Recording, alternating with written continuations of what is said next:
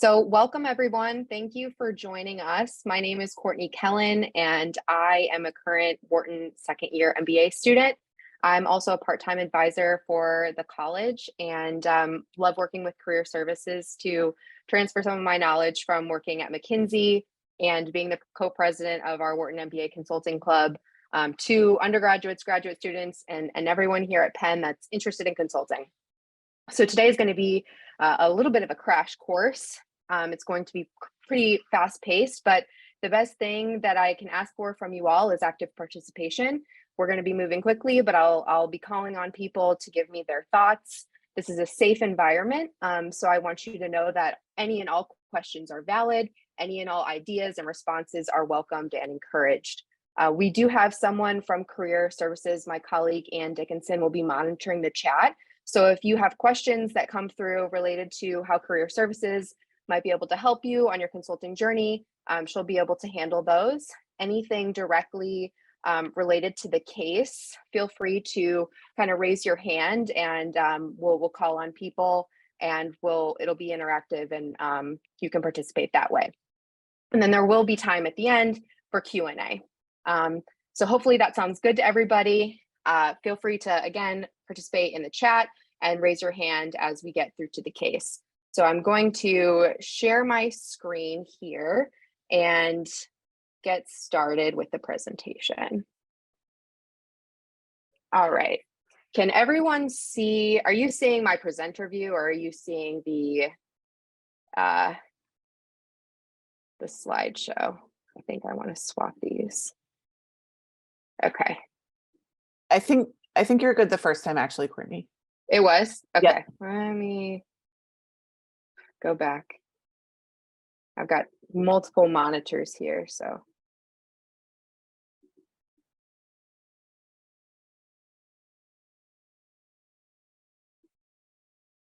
Anne, is that right? This way? Is this right? Looks great. Yep. Okay, awesome. Okay, great. So thanks everyone. We have done the brief introductions and we'll go ahead and get started. So these are some of the things that we're going to be covering today. We're going to speed through a case, go through all of the different components, including frameworks, formulas, math, brainstorming, exhibits, best practices, fit prep, day of the interview, and Q&A. We'll also touch briefly on like screeners to get through to like the case in the interview, and that's where we will start. So to work in consulting, you usually have to go through some sort of testing and screening process for some of the bigger firms or the firms known as MBB. The more boutique shops, a lot of them will mostly just require case and behavioral interviews. So the amount of screening processes and preparation really varies. But the key point is that the assessments that some firms require really aren't easy to like prepare for. There's not a quick way to prepare for those games. What's important is that you set aside time to complete them. It's not the best like example of who I am as a person, but when I received my invitation to play the McKinsey and Bellis game, I was like on vacation on the beach with like a pina colada in my hand, and I wasn't really anticipating having to complete the game. So if you apply and you get that assessment, you do have to do it within, I think it's like 48 hours or 24 hours from when you get the email. So you kind of have to drop everything and make time to do it. So I would say, other than and being yourself, that's the only other way to prepare is to set time aside. And then just a quick note, if you do play Pymetrics, which is a game that BCG may invite you to play, look for win-wins when appropriate. Don't be selfish. There's a couple vague scenarios where you can take money from a counterpart that you're playing with. You're placed with like a random other person playing the game, and you basically have to make a decision on the allocation of like of winnings, and you can decide to take from another person in an unfair situation, and so that you can be punished for that. So just look out for that. That's just one little tip that I saw that they look for as kind of like a red flag. So those are assessments. We will talk through case interviews and the behavioral interviews. So after you pass the screener, you will be invited to an interview, either a mix of case and behavioral, or it could be, you know, you've got to do a behavioral round and then go through a case, and then maybe you've got one more behavioral round with partners. It really depends on the firm. Every firm does it a little bit differently, but these are the general components. So we are going to walk through a case. That's the best way for me to really demonstrate what the case experience looks like. And we'll walk through this case in a component basis. So we'll start with how you set up your page. We'll start with the prompt, and then we'll go through like tips and tricks for the prompt, and then each area of the case after that. So this will be pretty quick. But what I'm going to do here is I'm going to pause. This prompt is right here. You'll normally be given the prompt verbally. It will not be something that you can read and quickly access. So I'm going to read the prompt to you, not because I don't think you can read, but because it's good practice to only hear it with your ears and not have something to access. So if this is your prompt and you're getting ready to solve the case, the interviewer will sit you down. Will say, okay, great, we're going to go through the case, and here's your prompt. Our client is Rotisserie Ranch, a poultry farming company that specializes in growing chickens for rotisserie roasting. Its primary customer segment is comprised of large grocery chains that buy chickens to fresh roast in the meat departments of their grocery stores. Market research has revealed to Rotisserie Ranch that more and more consumers have begun buying flavored rotisserie chickens recently. Rotisserie Ranch is thinking of pre-flavoring some of its chickens for grocers. What would you consider in making this recommendation? So I'm going to pause here, let you guys think for about 30 seconds, and then we'll come back. The idea here is like, this is the prompt. So you should be thinking about a framework. If you don't know what that is and you're already like, hey, I'm not familiar with the framework, how am I supposed to be thinking about that? It's totally okay. A framework is just, what are you thinking about when you're trying to solve a problem like this? So what comes to mind? What might you want to know in order to decide if pre-flavoring chickens is a good idea? Just jot down some ideas. Anything goes. I'm going to shut up for 30 seconds and then we'll talk.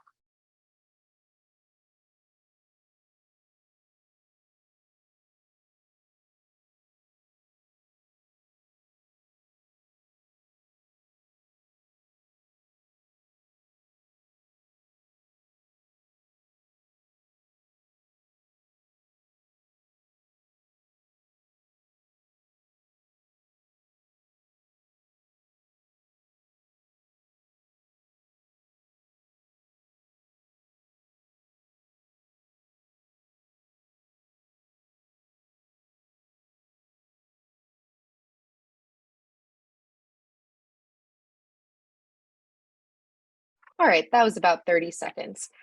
You'll have more time in the actual case, and I'll tell you exactly how much time you'll have here in a moment, but I'm just going to speed things along for the purposes of this webinar.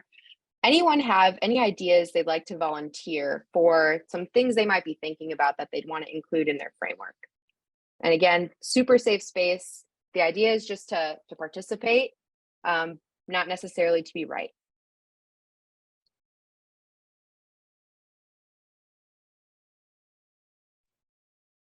Something that comes to mind for me is how many pre-flavorings are you offering? Are you going to do 2, 3, 5? Is it going to be kind of seasonal based, kind of based out around a certain holiday in the year? And how would you determine allergen safety? Are they all going to be safe for everyone to eat, or are you going to keep in mind that there's going to be allergies possibly attached to your flavoring? Great. Yeah, so I'm hearing a couple of different things there. I'm hearing like the product mix and the flavor mix and how might that affect what consumers are interested in. And I'm also hearing like some risks, some safety risks, and maybe there's other risks too that we could build out. Great. What other ideas are out there?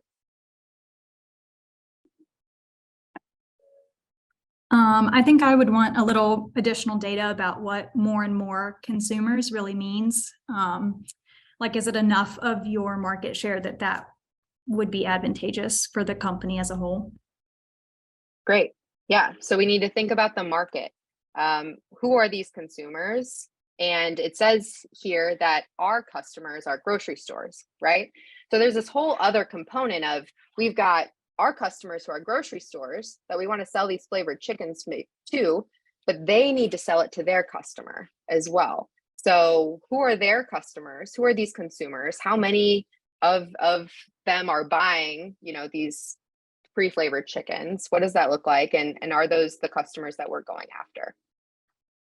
Okay, great. I'm sure that other people have other ideas. I'm just going to move us along in the next slide, because I think this will be a good transition.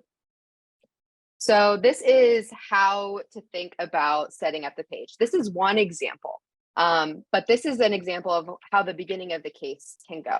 This is how I like to set up my paper. Everyone has a little bit of a different style, but I've done a lot of cases, and this is what works for me. And I'll tell you why. And you're welcome to borrow this for cases that you do. You're welcome to use it now, but this is the first thing that you do when you get the case is you want to get the prompt, the key information down, right? So you're going to jot down the key points, and you're going to summarize those in your own words back to the interviewer. So you'll say, okay, great. So our client is Rotisserie Ranch, and they're thinking of pre-flavoring their chickens because they've seen an increase in consumer demand for pre-flavored chickens. And they want to know what all they should be thinking about in making this decision. Did I get that right? You'll check with the interviewer, like, do I have a good understanding? And then they'll be able to verify, like, yep, you've got it. Or they'll tell you, like, well, you missed this key thing. If there's something in the prompt that you miss, it's totally normal, and that's okay. Go ahead and ask for that information. You want to ask for it in the framing of, well, I got this part of the information, but I think I missed this second part. Can you remind this? Like, phrase it in a way where it's not like, I didn't catch what you said there. Can you tell me again? You want to do part of the work. So I heard that the client was Rotisserie Ranch. How many locations did you say that they had? If I gave location information and you missed the number, that kind of thing, right? So you'll recap the prompt, and then you'll clear up anything that's not clear already. So this is your time to move from the prompt recap. Make sure you're circling your goal or starring your goal, putting a box around the goal. It should be really clear what we're trying to solve.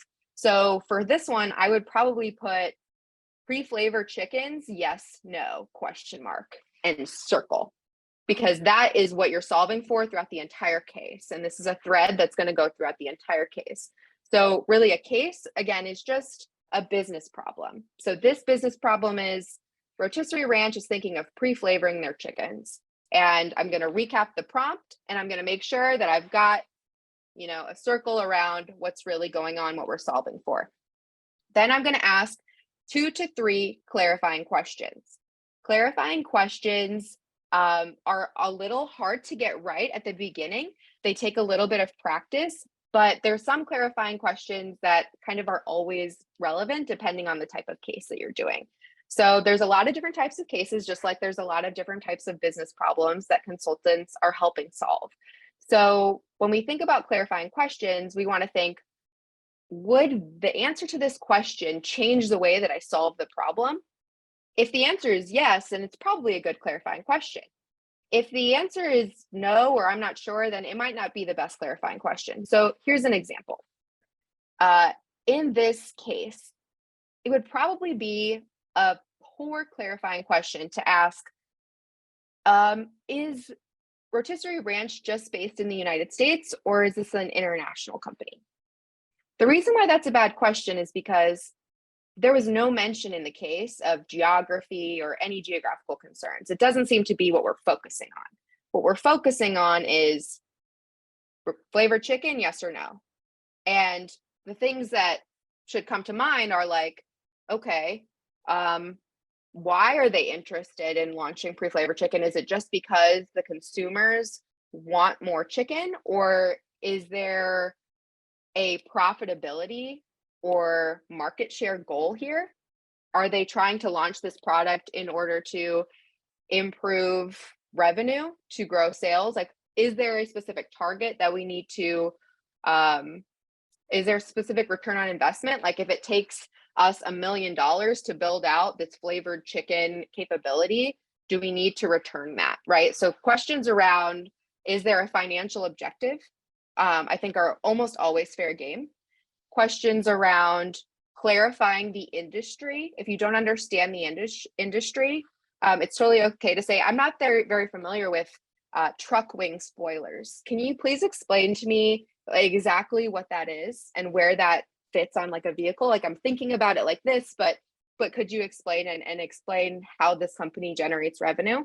It's totally okay if it's an ambiguous, situation to ask for that clarification, because if you don't get it cleared up here, you're going to be way off when you solve the framework. So questions around objectives, clarifying the industry, and then questions around like the service or product mix, right? So a question here that could be appropriate is, have they already done the like development of these flavors? Have they already done the R&D? Have they decided what the flavors are? Are chickens the only thing that they sell, or do they have other products that we should be thinking about? So those are some of the clarifying questions that would be appropriate here. I would probably ask, do they have any financial objectives for this product launch? And have they already decided on the flavors? Have they already tested the flavors? Do we know what they are? And if you were to ask those couple of questions, I would tell you that there are 6 flavors, and we're going to mostly focus on barbecue in this case. So that's setting up the page. I did take a little bit of extra time on this, but that's because the beginning of the case is really important. It's your first opportunity to interact with the interviewer. You want to be optimistic. You want to be positive. Show them that you understand the problem. You can recap it in your own words. Ask a couple thoughtful questions, and then you'll be off to a fantastic start for you to take time to build your framework. So the framework is about your target time to build your framework during a case should be 90 seconds to max 2 minutes. Once you start going over 2 minutes, it gets pretty like, the interviewer is getting a little antsy. We're ready for you to tell us some insights. We're getting ready to get the case moving. So 60 seconds is too short. You need at least 90 seconds, I think, to really build out all of your ideas. If you finish too early, they're going to maybe be thinking, they could have come back to me with more. If you go too long, they're ready for you to kind of operate with kind of the 80-20 rule and get things going. So this is the framework that I came up with very, very quickly for the rotisserie ranch problem. So I'm thinking about a lot of the things that you guys mentioned. So for the rotisserie ranch chicken, or for the rotisserie chicken market, I'm wondering these things here: financial analysis, I've got some bullets, and rotisserie ranch capabilities. So this is a little nitpicky, but I'm going to mention it for the sake of mentioning, because we've probably got people on all different ends of the spectrum of where they're at in terms of case prep. But when you're delivering your framework to the interviewer, the way that you do it properly is to go across and then down. And what I mean by that is you're going to have a list of things that you'd like to get through, and you want to deliver them as like a high level summary, and then you want to go into the detail for each. So you would say something along the lines of, in order to determine if Rotisserie Ranch should implement these new pre-flavored chickens into their product offering, I would like to look at 3 different areas. Number 1, I'd like to look at the rotisserie chicken market overall. Number 2, I'd like to take a look at financial analysis. And number 3, I'd like to dive into Rotisserie Ranch's company capabilities.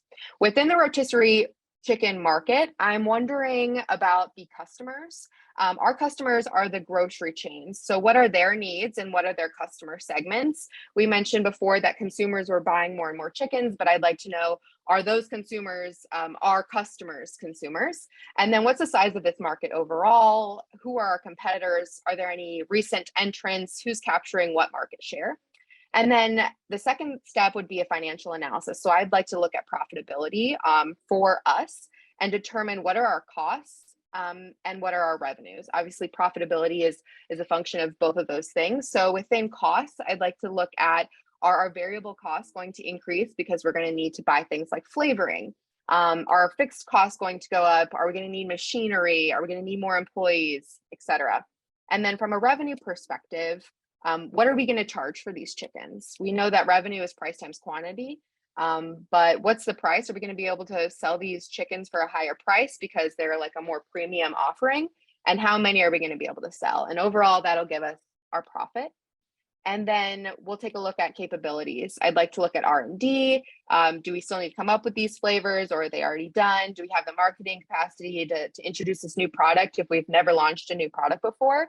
And then also our management team and distribution. So I'll pause there. That is like an A++, well thought out. Here's a bunch of things I think could happen. And it's totally okay for you not to be there right now and to start with, I want to look at is it safe? You know, what's the market? Who's buying it? Like the things that you guys said are fantastic beginnings. And I will tell you that before I recruited for consulting, I had never done a case before. I did not know what a case was. I didn't come from consulting. So it's possible for everyone to learn this. It just takes practice and exposure. And that's exactly what we're here to do. So a note about the framework page. This should be kind of your main page, your dashboard, if you will. When I'm thinking through the problem, I'm remembering that I've circled the big goal. I know what I'm driving for. Are they pre-flavoring their chickens? Is this a good idea? Yes or no? Like, what do we need to consider? And when there's a new question, being asked, so if you're asked to calculate something, which we'll do here in just a moment, it should be a new clean sheet of paper. That's not the most environmentally friendly thing. I apologize for that. But the reason is because you need to be able to not flip the paper and not be using a notebook with a binder. Anytime I see someone using a spiral notebook, I'm like, hey, don't do yourself this disservice. You need a sheet of paper that you can look at and a clean piece of paper with nothing to distract you, nothing to lose your other work in. Don't be trying to cram it all on one piece of paper, because I promise you it won't work. So clean sheet of paper for any new questions, calculations. All right, I'm going to get off my soapbox now. All right, quick thing to review on frameworks. There are excellent frameworks on Management Consulted and Case Coach. Here's some things to think about. Also, the different types of cases will require different types of frameworks. Some common case types are profitability, which is what we're doing now. We're kind of looking at like both like a new product and a profitability case. And growth. PE cases are often M&A, but really these are just starting points, and it's best to customize the framework to meet the case. So the way that I did that was by adding the specific product name in front of the word market, right? So I said rotisserie chicken market. I didn't just say market. I said rotisserie ranch's capabilities, not just company or capabilities, right? So you really want to customize to fit the case. This is a low-hanging fruit. Takes practice, right? At first, you just need to be able to get the big ideas, but then the next level is I'm going to put the name of the company, I'm going to put the product on that label. It just makes it seem more well thought out when you're giving your answer to your interviewer. And then there will be a component of the case where you will do a little bit of math. So there's tons of different formulas. It can seem overwhelming, and it really just comes down to getting enough practice. But here's a couple of key formulas you should know. These slides will be available to you guys after. Here's some things that just come up a lot. Break even definitely comes up. So you want to be able to know how to calculate break even, both like from how many years would this take to pay off, and how many units would I need to do that. Profit comes up a lot. ROI comes up sometimes. Operating and profit versus gross profit can come up in a very hard case. You're probably not going to calculate present value like this. You might calculate present value of a perpetuity that is an asset you're holding, forever into the future. But for the most part, there's just a couple of main ones here. I just put these up to give you guys a lay of the land. And here's a couple more formulas as well. Profit margin is a big one. A lot of people that know that profit is revenue minus costs, but what they might skip over is that if they're given the profit margin, and they're given the sales revenue, they can also calculate profit, which is done here in this case. And we'll get there in a moment. Here's some quick math. If you are in the middle of a case and you get to the fact that something's 1/8 of something else, and you can tell your interviewer that that's 12.5%, it looks pretty good. If you get to something and you know that it's 1/7, or you have to calculate something and you can say that it's 14.28%, you know, that it's not something that's like I need to have. But if you just memorize like your flashcards with your formulas and just a couple of these like quick fractions, you will realize how often they actually can come in handy. And it's just great if you can be that much quicker at it. And then also for market sizing, it's just a great idea to know the US population, which we can kind of round to be 330 million to 300 million, kind of depending on how you want to split up the math and what makes most sense to you. And always ask to round if appropriate, if it can make things easier for you. So for example, if you know that you need to put things into 4 different segments, 320 million people would probably make more sense than 330 million for the sake of your quick math. Within cases, so we've talked through, you know, the beginning of the case. We've talked through a little bit about math, and we'll do a little practice here in a moment when we clear a chart. But another big component of cases is brainstorming. And it's okay to take a few seconds to structure your thoughts at the beginning of brainstorming.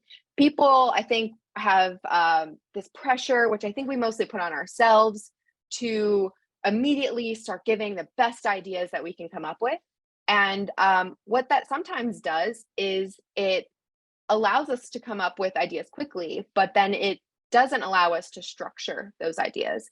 And the idea behind consulting is a lot of structuring and a lot of answer first communication, right? So the way that brainstorming can be more structured is to add a framework or organization to the brainstorming. And this is kind of like a second level of brainstorming. First, practice just getting the ideas down on the page.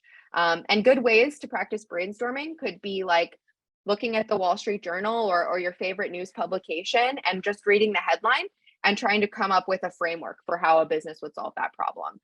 So for example, McKinsey today or yesterday announced that they were laying off some like back office staff. That is a question that could be structured into a framework. How would they go about doing that cost cutting initiative? How would Rotisserie Ranch creatively communicate to consumers? Maybe you see something in the Wall Street Journal about a company that you really like or an industry that you really like. Work on coming up with ways to solve the problem in a brainstorming exercise, and then try to organize it into some buckets. So some examples here are listed. I won't read them to you, but I tend to find that like internal, external, short-term, long-term, and financial and non-financial are ones that I use often. But a good brainstormer will create their own depending on what's going on in the case. Maybe it's a pro and con list depending on, should we open up the zoo in California or Denmark? And there's, you know, different pros and cons. But get creative. Here's just some basic ideas to start with. Okay, so here is a brainstorming example. So this is the first thing that you come through after you give the framework, will be the next portion of the case. So you'll inevitably start with some sort of question. Depending on the type of firm you're interviewing with, you may be expected to drive the case a little bit more than others. But for the purposes of today, we're just going to like practice these individual questions. So for the brainstorming example, the question is, do you think that grocery retailers would be interested in pre-seasoned chickens from Rotisserie Ranch? And that question really requires you to sit and think through grocery retailers. What's the benefit to them for these preseason chickens? Why would they buy? So I'm going to repeat the question, and I'm going to give us a few seconds to work on the brainstorming. Remember, it's okay to pause and gather our thoughts during brainstorming. So do you think that grocery retailers would be interested in preseason chickens from Rotisserie Ranch? I'm going to take 15 seconds to let you gather your thoughts.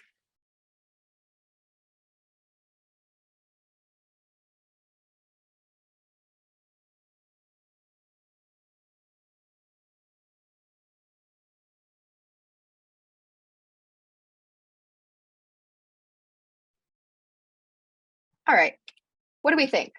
Do you think grocery retailers would be interested?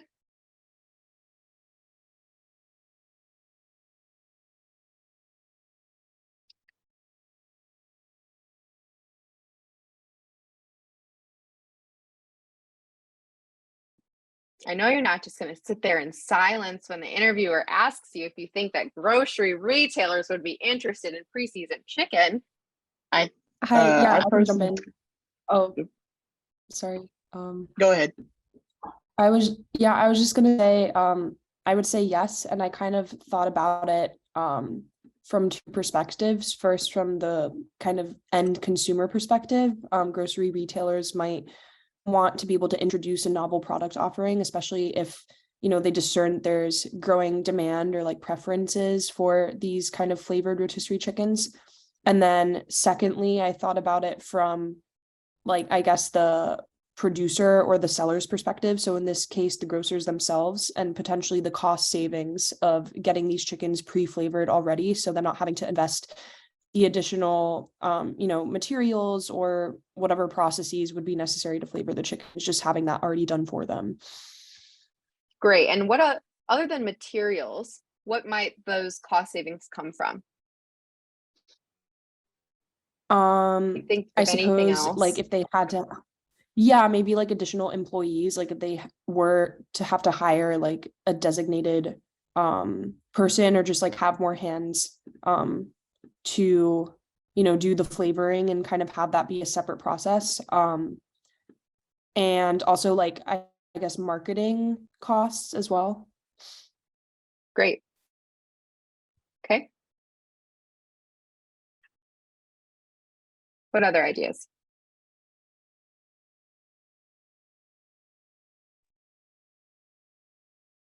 I also agree with her that I think it's going to be potentially a good idea for the groceries to have pre-flavored chicken, but also I feel like they might have a concern that is flavoring control and quality control, because poultries are really prone to spoilage. If the seasoning wasn't done right and the storage wasn't done right, it's very easy for the groceries to take the blame from customers while they are the ones also being provided with spoiled chicken. Great.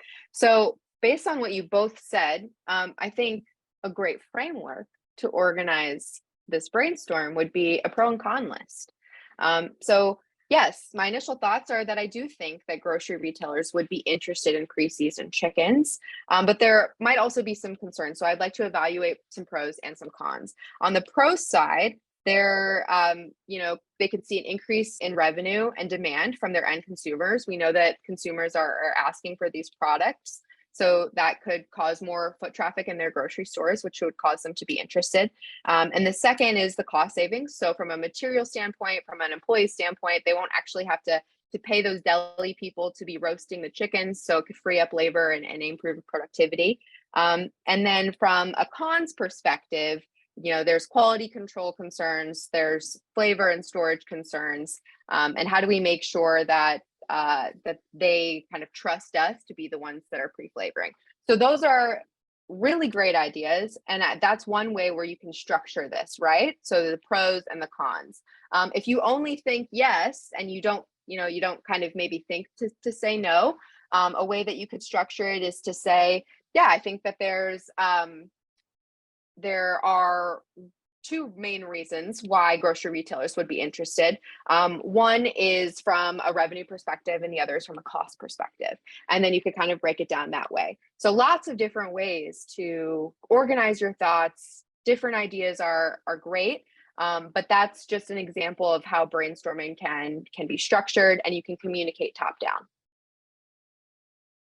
So after you get through the brainstorming in this case, and let me just mention that every case is different. So sometimes you'll do a little math first and then you'll do a brainstorming.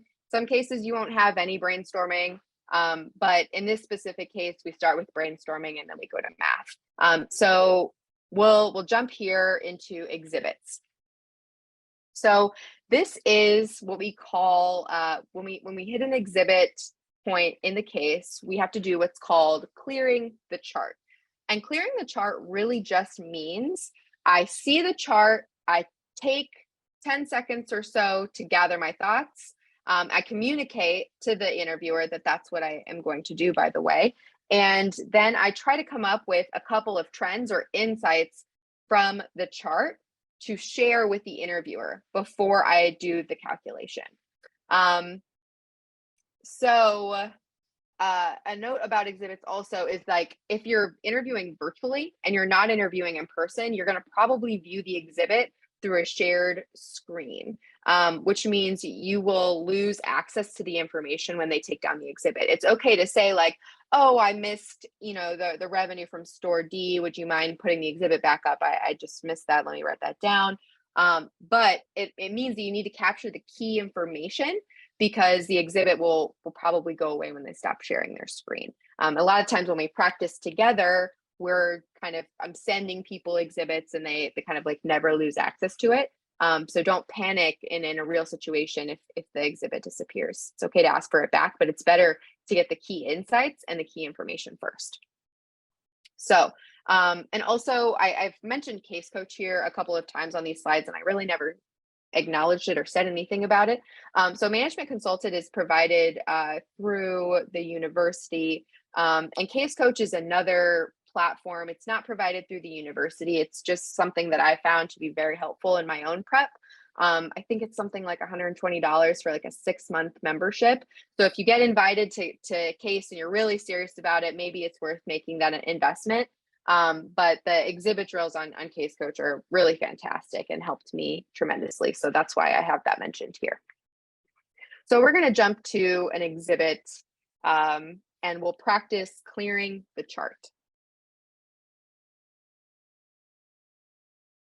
So if the interviewer says, can you calculate the profitability for each of these stores? How would you clear this chart? I'm going to give you 10-15 seconds to look at it. Try to jot down some key trends that you're seeing, some things that maybe are things that you'd want to ask about or be curious about, anything that you're seeing that pops out to you. And then the second thing is like, how would you solve for that profitability question? The question was, what's the profit for each of these stores? So I'll be quiet and give you guys 15 seconds to think about that.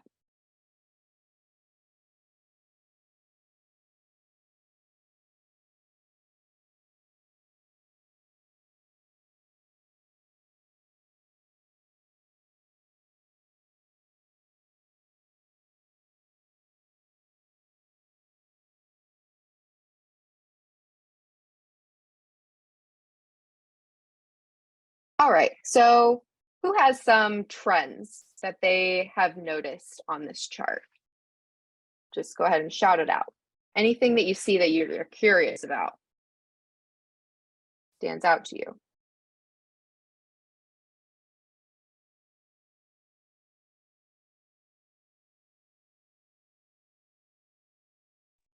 The retailer margin drops by 5% for the pre-seasoned chicken.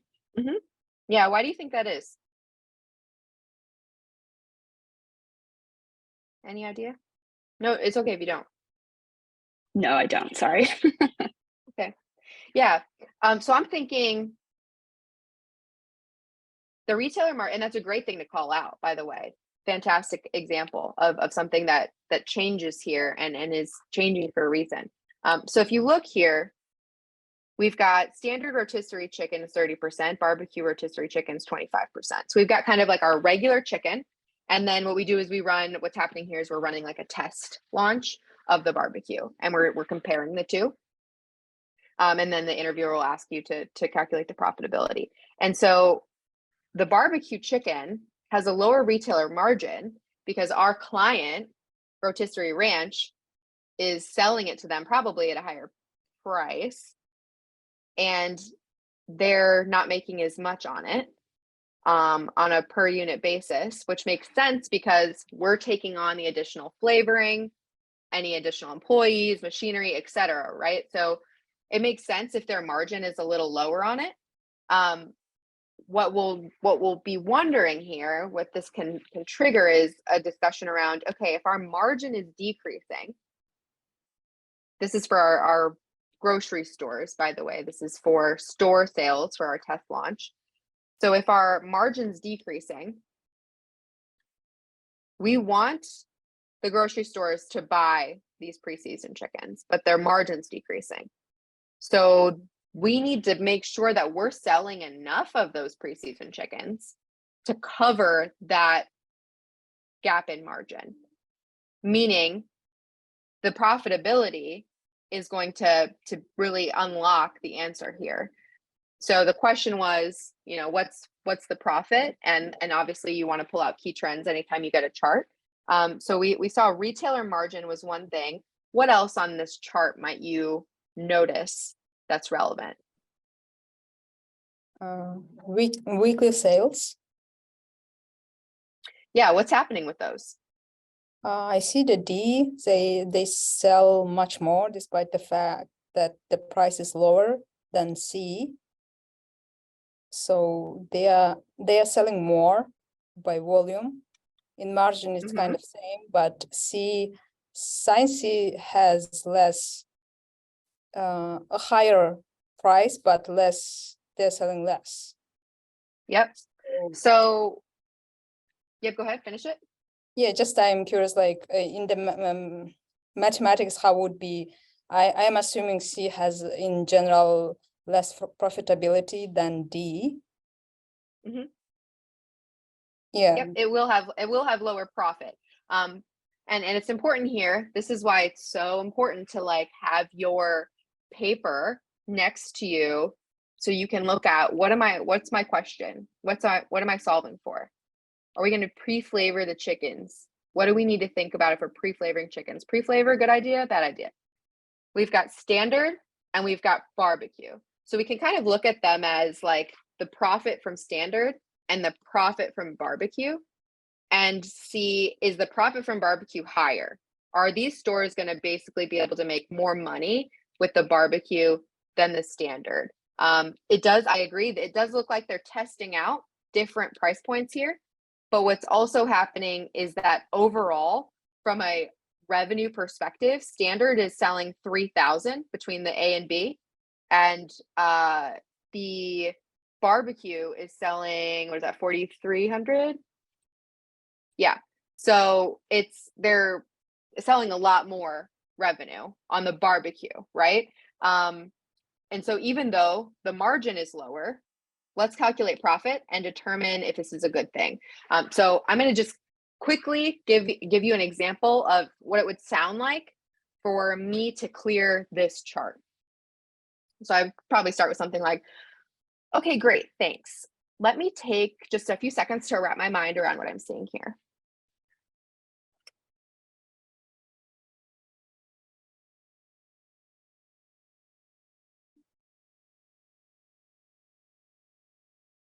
Okay, so I'm seeing that we have the results from both standard and barbecue chicken, and a bunch of different metrics for each of the 4 stores, like sales, price, and margin. So what looks like we'll be able to get to a profitability. Just some key things that I'm looking at here and thinking about that are standing out are, number one, margin. So I see that the margin is lower for the barbecue chicken than for the standard chicken, which makes sense to me because we're probably selling it to them at an increased price. We see the price that they're selling it at here. We don't see the price that we're selling it to them at, but I'm guessing that we're just charging them a little bit more because we're taking on more of the product. So it'll be interesting to see with that decrease in margin if our profitability increases. And I think if the profit increases, that'll be a great sign that these grocery stores would be interested. And our client could potentially go ahead with pre-seasoning their chickens. So let's go ahead and calculate the profitability for each of these stores. So I've got A, B, C, and D, and we know we need profit, and profit is revenues minus costs. So we don't have costs here, but it's also revenue times margin. So what I'm going to do for each of these stores is I'm going to take the sales times the margin. So for example, for store A, it would be 1,000 times 30%. Does that sound like a good approach? So the idea here is that you're clearing the chart, you're noticing a couple of trends, you're pointing them out, and then you're setting up your verbal equation. And that's what I call, like, it's, I don't know, a made up term, but that's what I call your, like, being very clear with words, what you're about to do before you plug in numbers and completely lose the interviewer. This is about top-down communication. So before I fill in all of these little details and lose the forest for the trees, I am going to tell you, here are some key trends that I'm seeing. And then with words, here's what I'm going to multiply by what in order to calculate profit. And then you check with the interviewer your approach for no matter what you're calculating. So if I'm calculating break even, I would say, okay, so we know that break even is fixed costs over the per unit contribution margin. So I'm going to take the fixed cost divided by the revenues minus costs per unit. Does that sound like a good approach? Check with the interviewer. Every time you lay out your verbal equation, you check with the interviewer, and then they will say, yep, sounds good. That gives you the stopping point to give them an opportunity to jump in if something is going horribly wrong, and they will.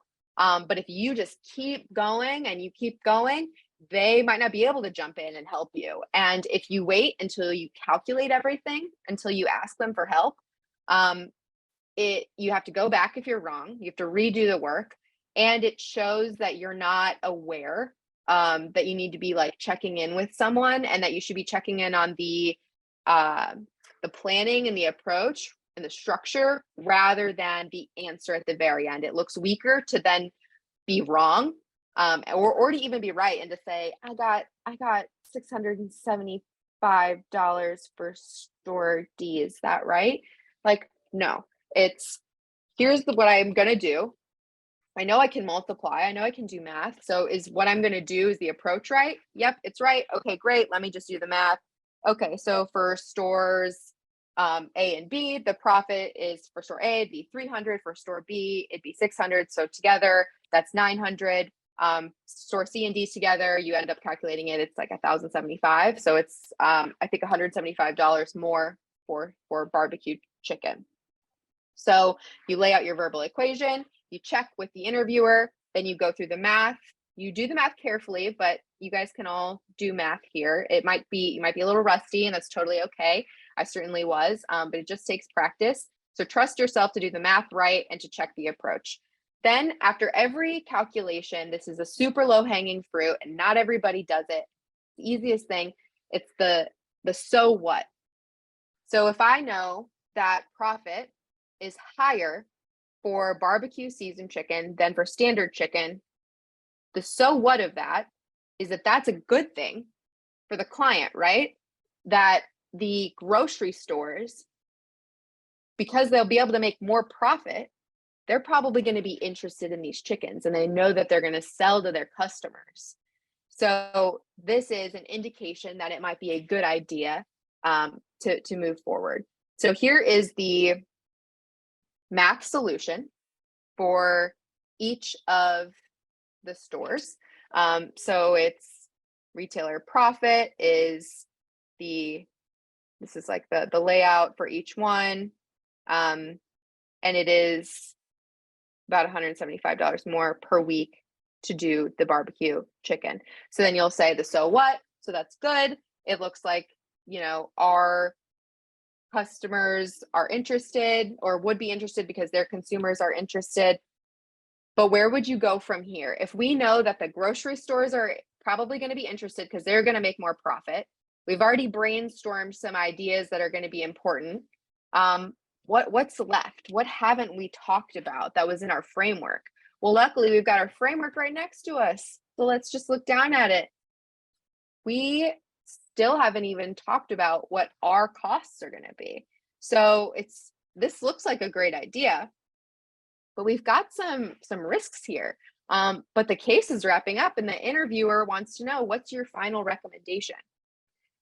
So within the final recommendation, again, it's okay to take a few seconds to gather your thoughts. Now, you never want to take like 45 seconds, 30 seconds of just silent airtime, but it's okay to say, let me take a couple seconds to jot down my thoughts, if that's all right. Take your time and come up with your final thoughts. So my structure that I like to use with recommendations is to build a box. You can kind of see it here on the bottom right of my page with recommendations, risks, and next steps. So you know that every case is pretty much going to have a recommendation. You're going to have to give a recommendation at the end. Not every case, but like almost every case. McKinsey sometimes doesn't ask for it at the end. But the idea is that you use the information that you've calculated and unearthed throughout the case to back up your recommendation. You want to be answer first. You want to start with I recommend because it's confident. You don't need to recap and say, thank you so much for inviting me here today. I really enjoyed studying chicken. No, like just jump in. You're with the client's looking at you in the eye. I recommend that you do launch the pre-seasoned flavored rotisserie chicken because your consumer demand is increasing and your customers will be able to make $175 more in profit per week. So we know that they're going to be interested as well, or we think strongly that they're going to be interested as well. So I've backed up my recommendation. Yes, I recommend that you launch pre-seasoned chicken because consumer demand is high and your customers will make more profit. So their customers will be interested. Some risks, remember we're doing recommendations, risks, next steps. Some risks associated with this recommendation are that we only tested barbecue chicken. And I think you had mentioned earlier that there were some other flavors that you were considering. So some of these assumptions might not hold for, lemon chicken or other types of flavors. So I'd want to look more into pilots for those other flavors. That's a next step. And the other risk is that we haven't explored our own costs. So I'd like to shore that up and do an internal analysis of what this investment would take, and make sure that we'd be profitable undergoing this investment. Thank you for your time. So that's it. That's a case. For those of you who are like, oh my gosh, that was so much, that was really hard. Like, I hear you. It's a lot to take in. And for those of you that are chugging along and have found a couple of areas for improvement, I hope this has been helpful to you. So we're going to jump into a few miscellaneous best practices just to think about throughout the case. There wasn't really one spot to put these, so I've kind of got a miscellaneous best practices slide. When you start doing some casing prep, you'll recognize that there will be some things that you're not the best at. For me, that was charts. I got the framework down pretty quickly, but a lot of people struggle with frameworks and a lot of people struggle with charts or like the math component. Usually they kind of go together. So drill your weaknesses. There's no reason to continuously practice recommendations if you always give a punchy, quick recommendation. Spend that time shoring up your weaknesses, and you can drill your weaknesses on these platforms. And you can come up with your own drills as well. So if you're struggling with frameworks, like I mentioned, using publications to come up with your own ideas is very helpful. Lay out your calculation and verbal equation for the interviewer. Ask if your approach sounds good. Just some things that sometimes people think about. Don't forget synergies and cannibalization when appropriate. So here, if we had like a risks category, we had mentioned earlier that there was some like quality control risk and some safety risks. Perhaps there's also a cannibalization risk. Maybe if we introduce this new product, it could cannibalize our existing business and the grocery retailers won't order as many regular chickens. So we'll need to look at that cannibalization rate.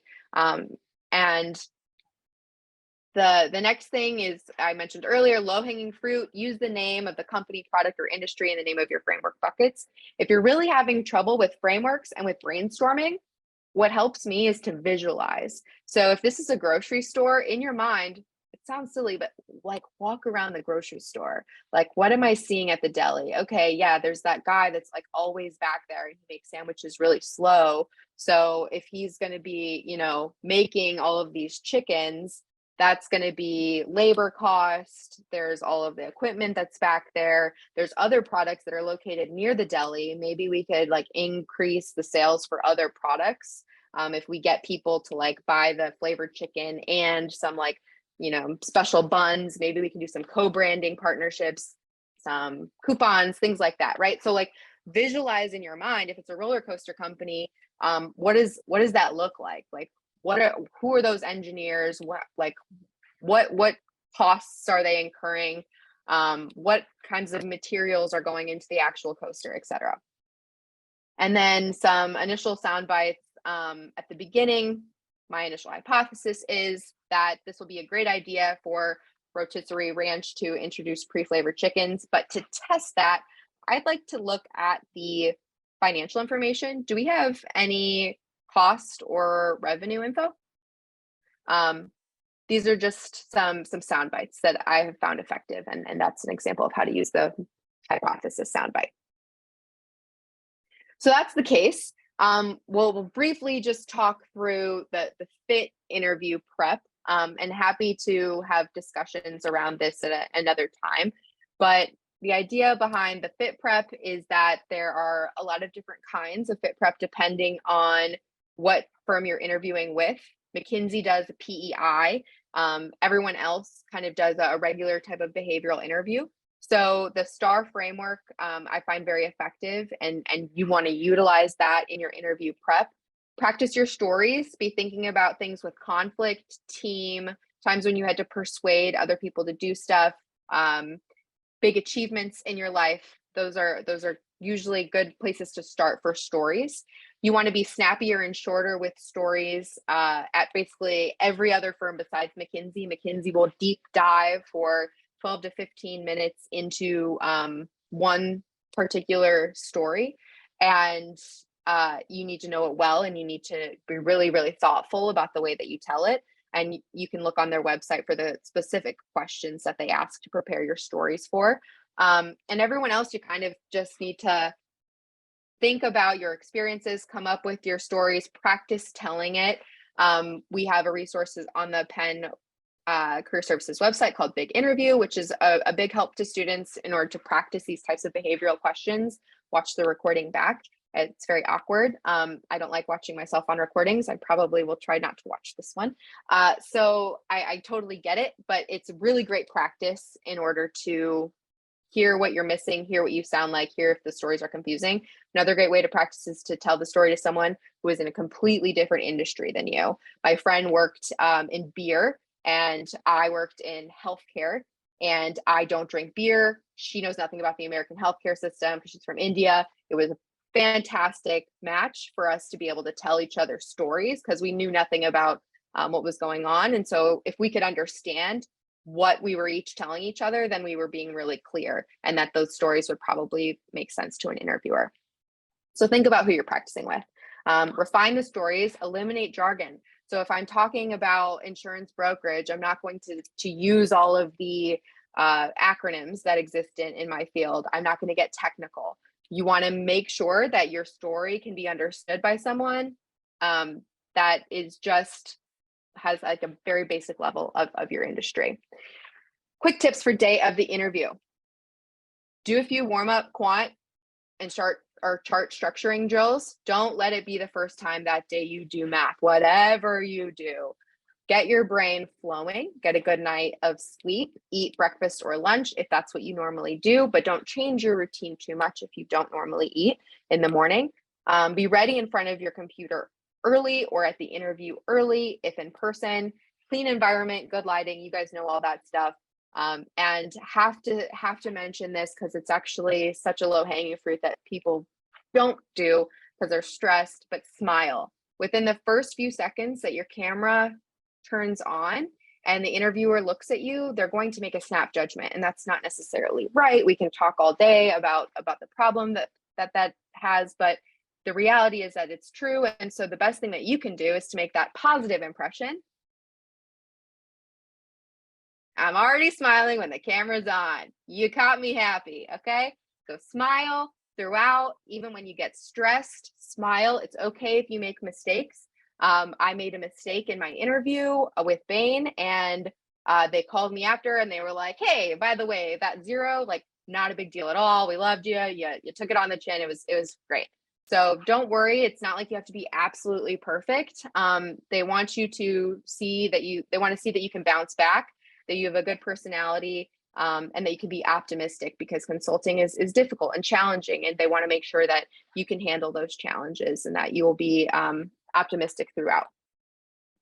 So that concludes our presentation.